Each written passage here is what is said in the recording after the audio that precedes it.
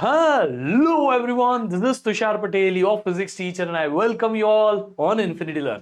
आज हम कर रहे हैं moving charges and magnetism and matter का क्विक रिवीजन। सारे फॉर्मूले, सारे कॉन्सेप्ट्स एक ही बार में मस्त में, जिससे आप नीट के एग्जाम के पहले बहुत बढ़िया रिवाइज कर पाओ। ठीक है, तो चलिए शुरू करते हैं।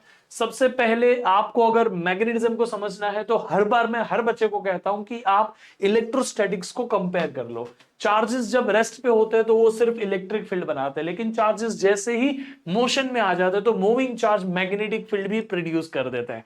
और वो moving charge ultimately current element की तरह से माना जाता है, क्योंकि चार्ज तो करंट एलिमेंट के अंदर ही मूव करेगा। तो वो current carrying conductor, current element होता है हमारा source of magnetism for this kind of devices. और आप बोलोगे सर ये बार मैग्नेट्स के अंदर फिर मैग्नेटिज्म कैसा ही? वो ऑब्वियसली उनके अंदर इलेक्ट्रॉन है, जो एटम है, एटम के अंदर के जो इलेक्ट्रॉन है they are revolving in a circular orbit, और इलेक्ट्रॉन का सर्कल में मूव करना is a current carrying conductor, loop जैसा बिहेव कर लेता है। तो अल्टीमेटली यहां पे भी वही रीजन है, बट इलेक्ट्रॉन्स चार्जेस का मोशन ही मैग्नेटिक फील्ड प्रोड्यूस करता है। Charge is a scalar source and moving charge is a scalar source and current element is a vector source of the magnetic field. फिर we come to this particular point जहां पे हमें ये आता है कि भाई अब हम कंपेयर करें इलेक्ट्रिक फील्ड को और मैग्नेटिक फील्ड को। तो इलेक्ट्रिक फील्ड इंटेंसिटी हो जाती है force upon charge, magnetic field induction होता है उसकी जगह पे जो होता है B bar. Electric field intensity का यूनिट होता है न्यूटन पर कूलम, मैग्नेटिक फील्ड इंडक्शन का यूनिट होता है टेस्ला। फिर electric flux is electric field intensity dot S bar, E bar dot S bar. वहीं यहां पे मैग्नेटिक फ्लक्स हो जाता है B bar dot S bar. Electric flux का यूनिट होता है न्यूटन पर कूलम इंटू मीटर स्क्वायर, और मैग्नेटिक फ्लक्स का यूनिट होता है वेबर। क्या होता है? वेबर। और ये वेबर है तो ये वेबर पर मीटर स्क्वायर, बी बार को भी लिख सकते हो टेस्ला के लिए। ठीक है, फिर आ जाता है परमिटिविटी, जिस तरीके से कितने कौन से मीडियम में कितनी इलेक्ट्रिक फील्ड अलाउड है वो मेजर होता है परमिटिविटी से। वो एप्सिलॉन नॉट 8.85 इंटू 10⁻12 कूलम्स पर न्यूटन मीटर स्क्वायर, और उसकी value 1/4 by epsilon not 9 into 10⁹ होता है। जहां यहां एप्सिलॉन होता है वहां वहां म्यू नॉट होता है। Actually 1/ε0 is replace by mu naught every time. देखो 1/ε0 म्यू नॉट से रिप्लेस होता है। 4 पाई तो 4 पाई एज इट इज है। So this constant is 9 into 10⁻9 and this constant is 10⁻⁻7। समझ में आ गया? तो dipole movement is p bar is equal to q into 2a। Dipole movement is m bar is equal to n into i into a। Negative से positive की तरफ चलती है डाइपोल मूवमेंट यहाँ पे, और यहाँ पे चलती है वो साउथ से नॉर्थ की तरफ। अगर कोई भी दो चार्ज है equal and opposite, they behave like a dipole. हर एक लूप, हर एक मैग्नेट, हर एक coil, they are already a dipole. Magnetism में तो यूनिपोल एग्जिस्ट ही नहीं करता, separate positive charge negative charge electrostatics में होता है, मैग्नेटिज्म में पॉसिबल ही नहीं है। तो इसीलिए तो आप on the axis of a dipole electric field का फॉर्मूला ये जो 1/4 पाई एप्सिलॉन, जिसको आप k बोलते थे, 9 इंटू 10⁻⁹, ये वाला 2p/r³। p is dipole moment, यहाँ m इज डाइपोल मोमेंट, तो 2m/r³। और ये 1/4 पाई एप्सिलॉन का आपने रिप्लेस कर दिया ना μ0/4 पाई से। I hope you get this. Then यहाँ पे हो गया माइनस का minus, μ0/4 pi 1/4 pi epsilon naught की जगह पे, और p बार की जगह m बार, और r³ का r³। The same formula works in both the condition, it's just the field that is different. p bar cross e bar is p e sin theta, tau is equal to m bar cross b bar, और यहाँ पे m b sin theta. यहाँ पे p bar dot e bar minus में ले लो potential energy electrostatics की, यहाँ m bar cross m bar dot b bar हो जाएगा, तो m b cos theta. In the similar way, there are some laws which are very related. Just like there is a Newton's law in gravitation, there is a Coulomb's law in electrostatics, there is a Biot-Savart's law in magnetism. So Coulomb's law and Biot-Savart's law represents the same thing, that force is inversely proportional to R square. Force is following the electric force is following the inverse square law, और यहाँ पे dB जो है is inversely following the r square. मतलब magnitude wise ये होता है, direction vector wise आपको r³ देखेगा, बट r³ इसलिए क्योंकि ऊपर r बार है, तो आप r और r³ को कैंसिल करोगे तो नीचे r² अपने आप आ जाएगा। Both follows inverse square law, just the formula in vector form looks like this. बाकी आपको स्केलर फॉर्म तो हर किसी ने बताया होता है। ठीक है, now electric forces charge into electric field, F is equal to Q E bar, और यहाँ पे Q V bar cross B bar. ठीक है, अब यहाँ पे गॉस लॉ आता है। Gauss law is E bar dot S bar which is equal to Q upon epsilon naught. Ampere's law क्या हो जाता है? B bar dot DL bar is equal to mu naught into आई। तो यहाँ current, charge की जगह current आ गया, 1/ε की जगह म्यू नॉट आ गया। It is as simple as that, just replace the terms. Ring के एक्सेस पे इलेक्ट्रिक फील्ड का फॉर्मूला, सेंटर पे इलेक्ट्रिक फील्ड 0, रिंग के एक्सेस पे मैग्नेटिक फील्ड का फॉर्मूला एंड एक्स सेंटर पे ये रहा। समझ में आया? और बहुत सारे आगे के शॉर्टकट्स भी आपको दूंगा मैं, बट बिफोर दैट कुछ सिंपल फॉर्मूलाज जो आपको पता होने चाहिए वो ये रहे। आपको मैं यहाँ पे जनरल फॉर्मूला भी बता दूंगा जिसके वजह से आपको इजी हो जाएगा। स्ट्रेट वायर की वजह से electric field on the axis is K 1/4πε 2 lambda by r, इससे कैलकुलेशन आसान होगी। K यहाँ पे रिप्लेस हो जाएगा म्यू नॉट अपॉन 4 से 2 I, यहाँ पे लीनियर चार्ज डेंसिटी हो गई, यहाँ पे करंट, यहाँ पे r का r। आप चाहो तो इसका general formula, if it is not an infinitely long conductor, तो जनरल फॉर्मूला अभी बता देता हूं ताकि मैं आगे उसको फास्ट मूव ऑन कर लूंगा। म्यू नॉट अपॉन 4π, ठीक है, I बाई r, इतना रख लो as it is, I by r same रखा ही है मैंने, ठीक है, खाली यहाँ 2 नहीं है। ब्रैकेट के अंदर आपको लिखना है sine theta 1 plus sine theta 2। अब ये जो आपने sine theta 1 plus sine theta 2 लिखा, वो ये एंगल और ये एंगल होता है। समझ में आ गया? बाद में फॉर्मूला एग्जैक्टली बता भी दूंगा। रिंग के एक्सिस के ऊपर जो फॉर्मूला, रिंग सेंटर के ऊपर जो फॉर्मूला बनाता है, हाफ रिंग, क्वार्टर रिंग, उसके लिए फॉर्मूला मैं आपको बता देता हूं। रिंग वाला B is equal to, same formula copy paste करो, mu not upon 4π as it is लिखो, I बाई आर भी एज इट इज लिखो। ब्रैकेट में, अभी इसमें कॉम्प्लिकेटेड थोड़ा ब्रैकेट था, यहां और इजी ब्रैकेट है, बस angle should be in radiance. आप सारे फॉर्मूला डिराइव कर पाओगे। सोलेनॉइड मुन्नी, ये हो गया mu not N I, small N is number of turns upon length. यहाँ पे शेल हो गया, रिंग शेल के लिए सॉलिड स्फीयर जो कंडक्टिंग है उसके लिए अंदर इलेक्ट्रिक पोटेंशियल जो होता है वो होता है कांस्टेंट के क्यू बाई कैपिटल आर, और इलेक्ट्रिक फील्ड अंदर हर जगह 0 होती है। इस चीज को याद रखना, इनसाइड एट एनी पॉइंट, ठीक है। बाकी आप यहाँ पे ये भी देख लो, बाकी आप ये भी देखो कि उसके सरफेस पे कितनी होती है। तो on the surface electric field is के क्यू बाई आर स्क्वायर, और कैपिटल आर होता है यहाँ पे पोटेंशियल इज के Q by capital R. Outside capital R की जगह स्मॉल आर, हो गया सिंपल, कंफ्यूजन ही नहीं कभी भी, ठीक है। जिस तरह इलेक्ट्रिक फील्ड पोलराइज करती है चीजों को, डाइइलेक्ट्रिक्स को, वैसे यहाँ मैग्नेटाइज होता है मटेरियल। डाइइलेक्ट्रिक जो यहाँ पे हमारे पास होगा वो पोलराइजेशन का फिनोमिना फॉलो करेगा, जिसमें एप्सिलॉन नॉट और खाई ई ससेप्टिबिलिटी, इलेक्ट्रिक ससेप्टिबिलिटी, ये फैक्टर पे डिपेंड करता है कौन सा मटेरियल कितना पोलराइज होगा। तो यहाँ पे susceptibility of magnetic material depend करती है कि वो मटेरियल कितना मैग्नेटाइज होगा। समझ में आ गया? अब now let's compare the capacitor and inductor. Capacitor का capacitance is charge upon charge upon potential, और यहाँ पे इंडक्टेंस हो गया phi बाई एल। कभी कभी आपको नंबर ऑफ टर्न्स n हो तो यहाँ पे n phi बाई एल लेना पड़ेगा। म्यूचुअल इंडक्टेंस में जस्ट टेक इट एल की जगह पे m। कैपेसिटेंस का यूनिट इज फैराड, इंडक्टेंस का unit is Henry. Energy stored in capacitor is half CV square, energy stored in inductor is half Li square. Even do we have the formula of inductors and capacitance, inductance and capacitance, but they don't depend on the flux or charge or potential or current. They just depends on the internal material, कौन सा है, क्या length है, area, dimensions, K epsilon not A upon D, इस पे depend करता है कि कैपेसिटेंस कितना होगा, ना कि चार्ज और पोटेंशियल पे। और यहाँ पे mu naught n square L A, इस पे डिपेंड करता है कि आपका L कितना होगा। आप स्मॉल n की जगह पे कैपिटल N डाल दोगे तो यहाँ पे कैपिटल N स्क्वायर हो जाएगा, नीचे L स्क्वायर हो जाएगा, L एक कैंसिल हो गया, नीचे एक L बच गया, तो mu naught n capital N square into A, ये आपका एक फॉर्मूला बन जाता है in terms of capital N। ये आ गया एनर्जी स्टोर्ड इंडक्टर कैपेसिटर, ये energy density which is energy per unit volume, half epsilon not E square. आपने यहाँ पे एप्सिलॉन था तो यहाँ 1 अपॉन म्यू नॉट लिखा, E स्क्वायर की जगह B स्क्वायर लिखा, हाफ का तो हाफ ही है। कैपेसिटेंस और inductor series resistor parallel resistor के जैसे सॉल्व होता है, कैपेसिटर उल्टी तरीके से सॉल्व होता है भाई, और कुछ नहीं, कंफ्यूजन होना ही नहीं चाहिए। कैपेसिटर जो है वो आपके लिए, कभी आप अगर यहाँ पे कैपेसिटर को डीसी सप्लाई में रख दोगे तो कैपेसिटेंस का रिएक्टेंस होता है वो इनवर्सली प्रोपोर्शनल टू फ्रीक्वेंसी है। Frequency 0, 1 upon 0 is infinity, so XC infinity हो जाएगा, ठीक है। और ये हो गया यूनिट ओहम।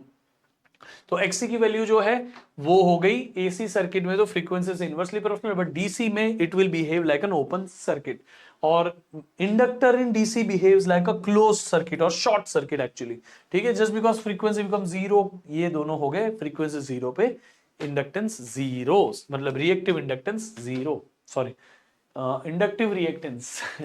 ठीक है, now let's move on to the Lorentz force. बेटा अब हम एग्जैक्ट टॉपिक बाय टॉपिक चीजें कवर अप कर रहे हैं।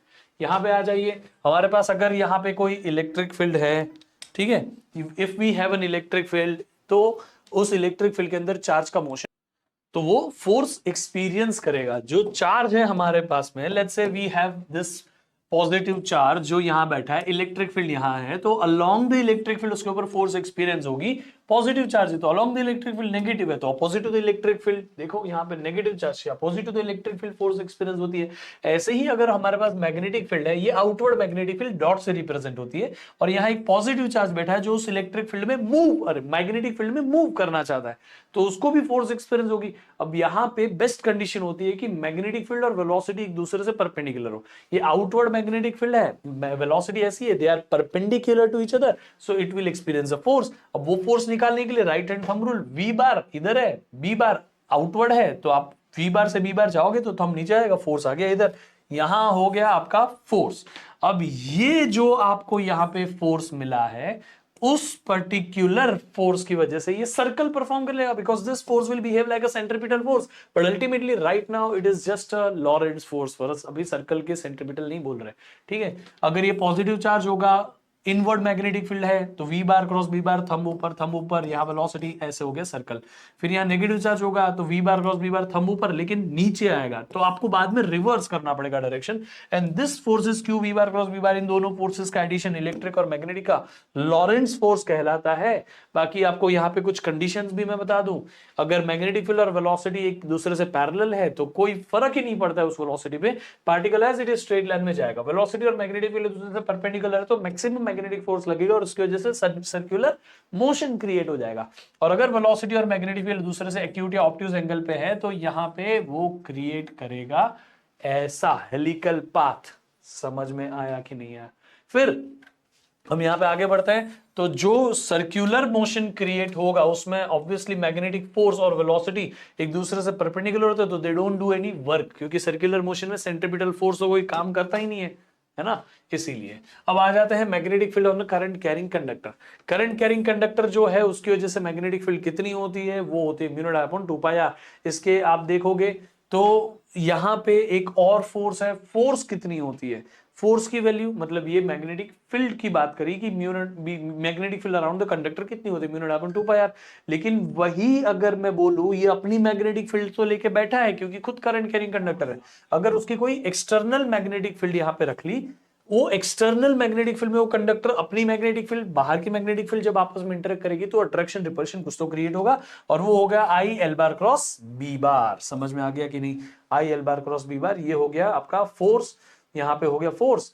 कैसे निकाला? तो सिंपल है, L bar cross B bar करो, L along the direction of the current हो गया, जैसे यहां पे करंट ऊपर, मैग्नेटिक फील्ड अंदर है, तो L bar cross B bar, thumb हो गया इधर, फोर्स आ गया इधर, यहां पे L bar cross B bar यहां करो, करंट नीचे है, L bar cross B bar, अंदर है ना मैग्नेटिक फील्ड, थंब आ गया इधर, तो हो गया फोर्स। इस तरह से आपको राइट हैंड थंब रूल ही मैक्सिमम टाइम यूज करना है।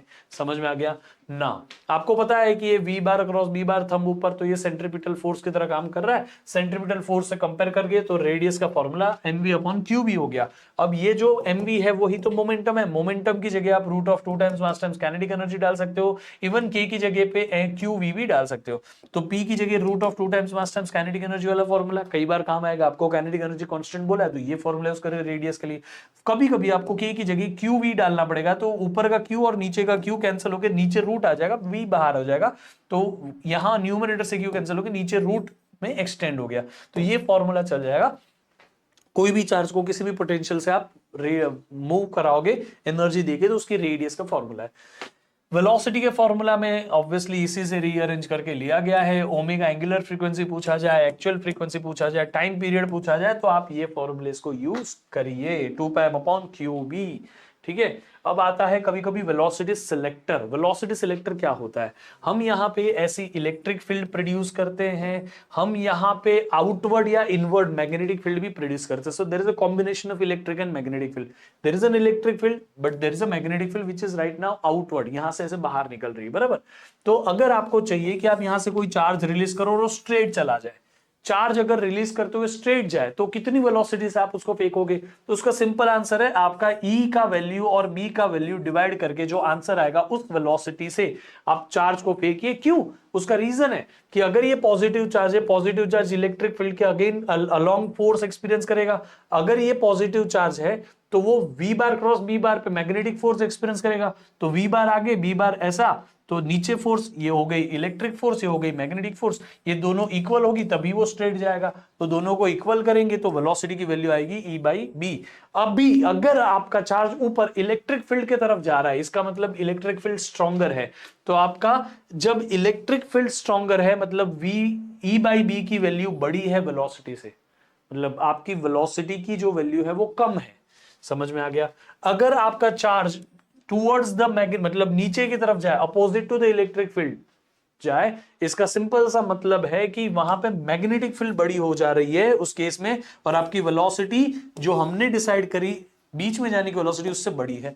तो इस लिमिट से ज्यादा वेलोसिटी को नीचे जाएगा, उससे कम वेलोसिटी से ऊपर जाएगा। एक्चुअली आपको शायद पता होगा तो पहले ना सीआरटी ट्यूब वाले टीवी होते थे, पीछे ना पूरी एक हैलोजन ट्यूब लगती थी इतनी बड़ी, तभी पहले के टीवी इतने बड़े बड़े होते थे, मोटे मोटे, क्योंकि उसमें एलसीडी नहीं होती थी, उसमें सीआरटी ट्यूब होती थी। उसमें इलेक्ट्रॉन्स की बॉम्बार्डमेंट से ऐसे अलग अलग जगह पे हम पार्टिकल्स बॉम्बार्ड कराते थे, कहां क्या कलर चाहिए उस हिसाब से।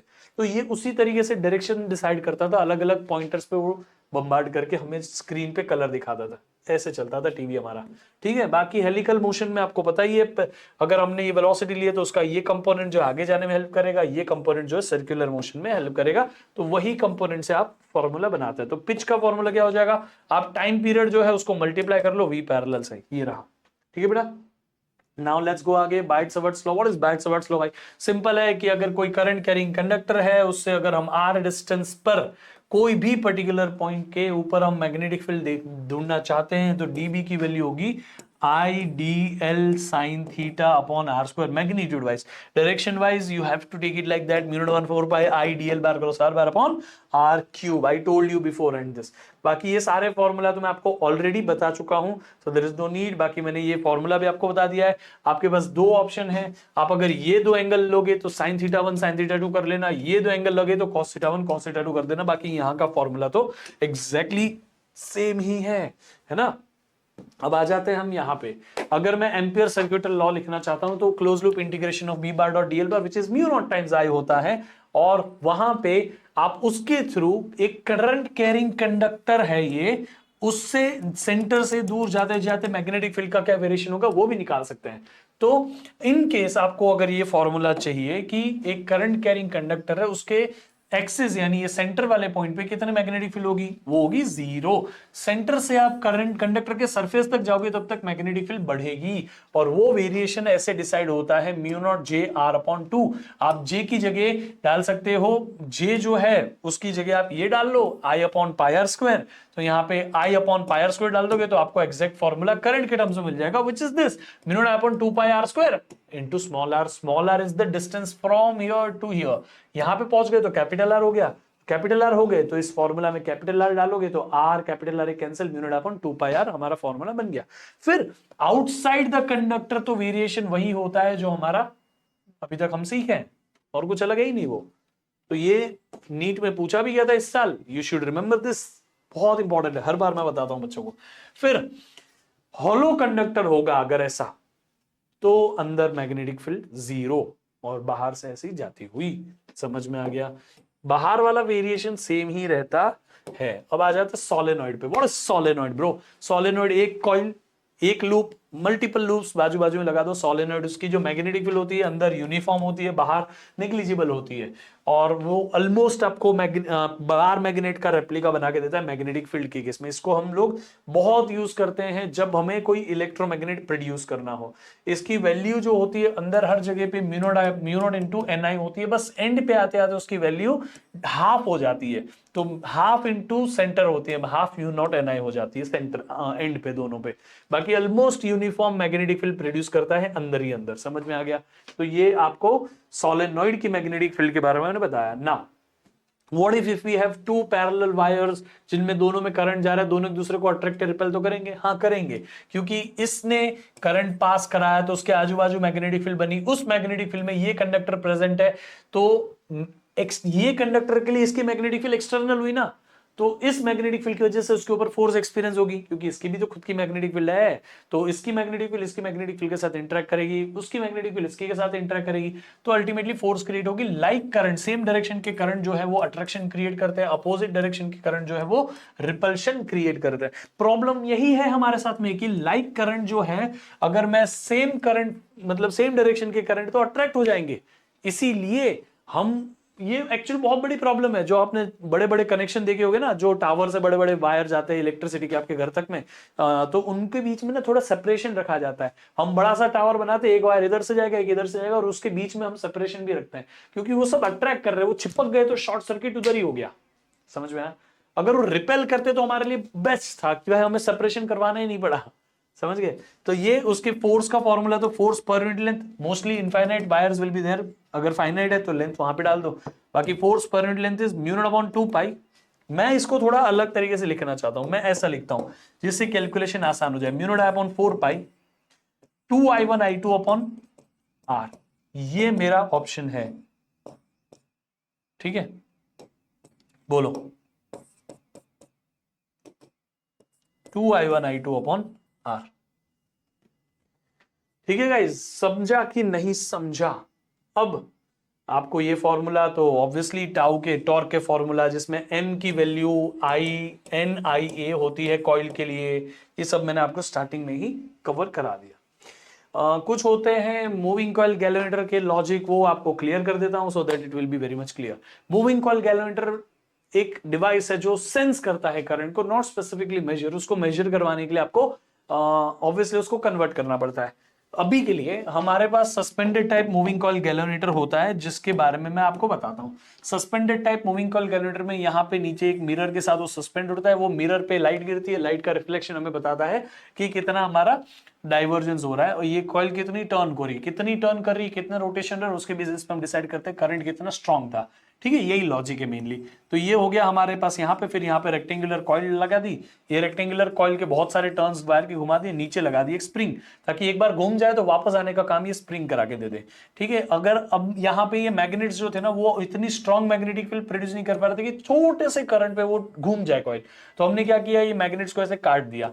इसको ऐसे काटने से पूरी मैग्नेटिक फील्ड सेंटर पे एक्यूमुलेट हो गई, पहले ऐसे स्ट्रेट थी अभी ऐसे हो गई, तो इससे हमारा काम थोड़ा इजी होगा। हमने और सोचा स्ट्रॉन्ग करते उसको, तो हमने अंदर एक आयरन कोर लगा दिया जो खुद भी मैग्नेट बन जाता है थोड़ी देर बाद में, तो और अंदर स्ट्रॉन्ग मैग्नेटिक फील्ड प्रोड्यूस कर देता है, आयरन कोर हमने इंट्रोड्यूस कर दिया। इस तरीके से हमारा ये काम करता है। अब इसका फॉर्मूला तो बहुत सिंपल है भाई, दोनों की टॉर्क को इक्वेट कर दिया, ये रिस्टोरिंग टॉर्क है, ये डिफ्लेक्टिंग टॉर्क है, इक्वेट कर दोगे तो theta is equal to BAN upon K, BAN upon K into I हो गया। B magnetic field, A area, N number of turn, K spring constant का ट्विस्ट कांस्टेंट, स्प्रिंग का ट्विस्ट कांस्टेंट, आई करंट और theta. तो कितना deflection है वो हमें बताएगा करंट।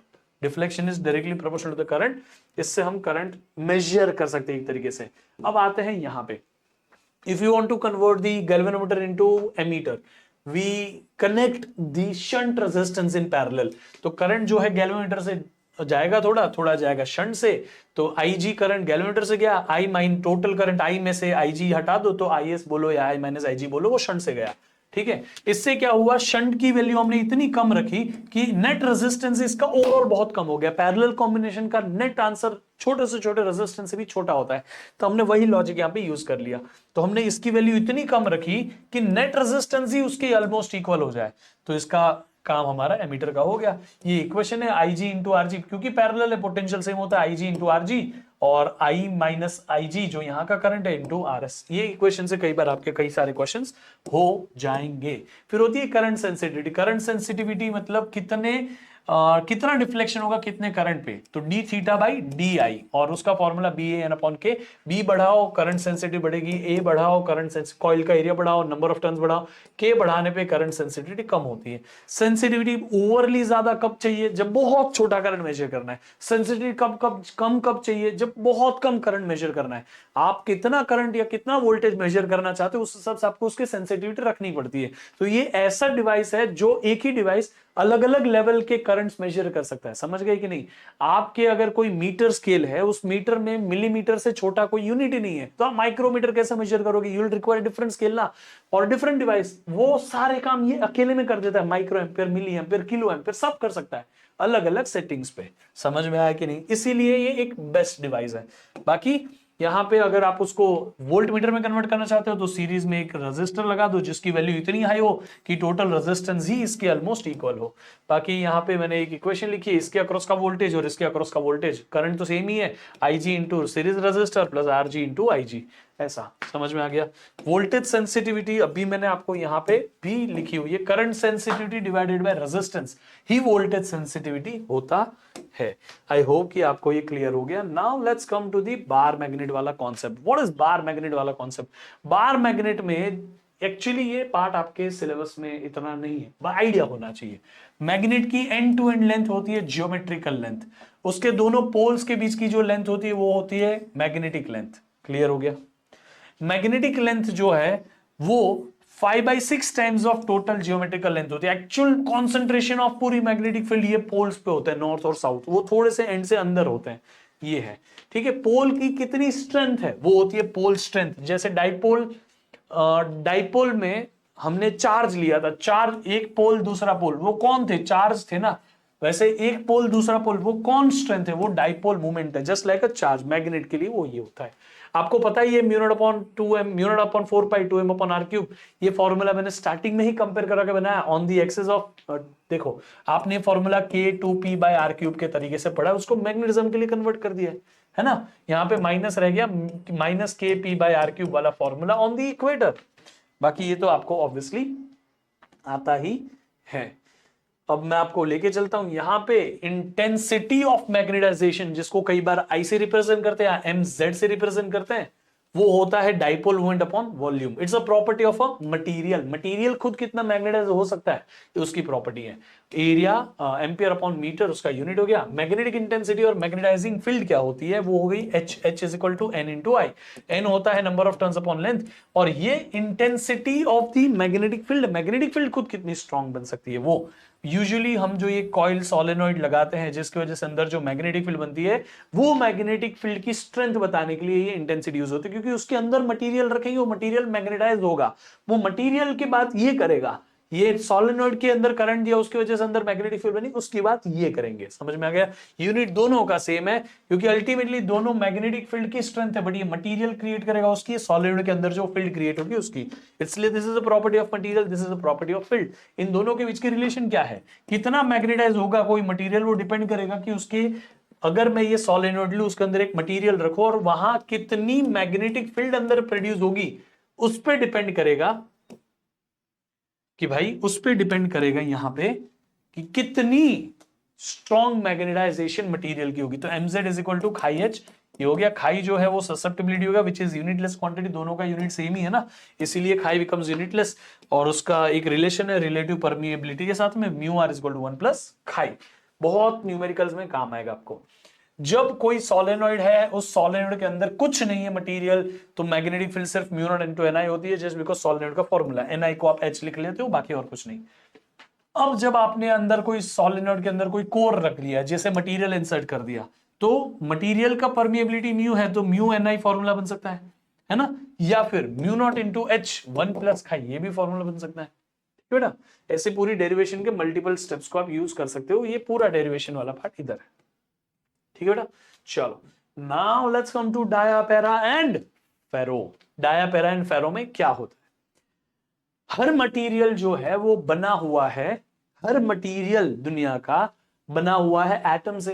एटम्स के अंदर होते revolving electron, each revolving electron behaves like a circular current carrying coil. So her electron अपनी मैग्नेटिक फील्ड बनाएगा, it will behave like a magnetic dipole.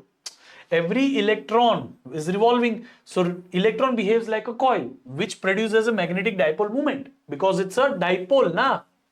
so हाँ, तो हम थे यहाँ पे, लेट्स गो अहेड। मैं आपको बता रहा था डायापेरा फेरो के बारे में, है ना। डायापेरा फेरो की ये सारी बातें मैंने आपको बता दी कि इलेक्ट्रॉन्स जो है मैग्नेटिक फील्ड के अगेंस्ट अलाइन होते हैं, यहाँ पे इलेक्ट्रॉन्स जो है वो मैग्नेटिक फील्ड के अलोंग अलाइन होते हैं। मतलब this is specifically for atoms. Atoms अपने अंदर मैग्नेटिक फील्ड इंड्यूस करेंगे, लेकिन opposite to the external magnetic field इन डाया और पैरा में ऐसा diamagnetic material gets attracted by the gets repelled by the magnetic magnets, and यहाँ पे para ferro gets attracted by the magnets. Diamagnetic material repel करते हैं magnetic field को, ये तो आपको ऑब्वियसली पता ही है। लेकिन डायमैग्नेटिज्म की एक खास बात होती है कि अगर कुछ डायमैग्नेटिक मटेरियल्स है जिनको आप ठंडा करते जाओ, they become the super conductor.